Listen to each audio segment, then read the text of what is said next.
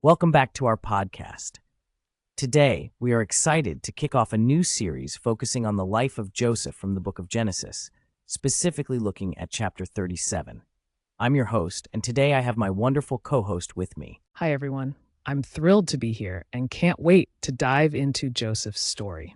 It's such a rich narrative, packed with themes that still resonate today. Absolutely. So let's start with a bit of background. Joseph, at just 17 years old, was tending flocks with his brothers when God gave him some extraordinary dreams. And these weren't just any dreams. They were vivid, striking visions that hinted at great things to come. One dream had him and his brothers in the field, where his sheaf rose and stood while the others bowed down to it. In another, the sun, moon, and 11 stars bowed to him. Can you imagine how those dreams made him feel? Talk about being on top of the world.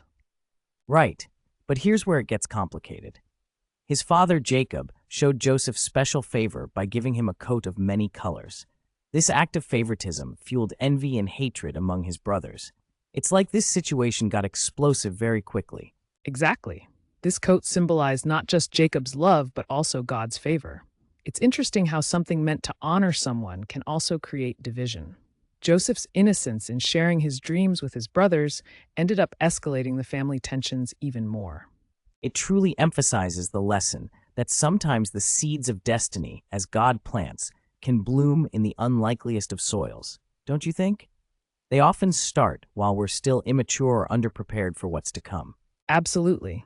And to think that the biggest opposition can come from those we love the most. It's a harsh reality that sometimes support isn't where we expect it to be. Joseph's story is a poignant reminder that just because we face opposition doesn't mean our destiny is canceled. In fact, often the opposition we face is part of the divine process that prepares us for what's next. And you see, Joseph's naivety teaches us something valuable about discernment. Not every dream we have is meant to be shared, especially not with everyone. It's crucial to be wise about the timing and the audience. Exactly. It's a lesson in personal reflection.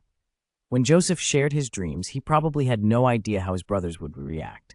But his story allows us to ask ourselves, what dreams are we sharing too soon? And let's not forget about the dysfunction in Joseph's family. It shows us that God can work through brokenness to accomplish his purposes. Despite everything, there was still a divine plan at work. That's a comforting thought for anyone going through tough times. It reminds us that even in the messiest situations, there's hope for restoration. God's hand can indeed be greater than our human jealousies and conflicts. Exactly. So if listeners are facing opposition or rejection from those close to them, take heart. Remember, Joseph, their individual journeys may be fraught with challenges, but those challenges can be part of a bigger story. Let's reflect for a moment. Have you ever experienced opposition after sharing your dreams or goals? How can you practice discernment? And in what ways does Joseph's story encourage you to trust God's process in your own life?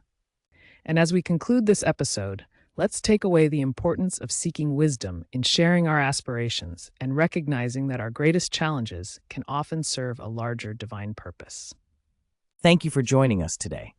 We look forward to diving deeper into Joseph's story in our next episode. See you next time. Until then, keep dreaming and remember to discern wisely.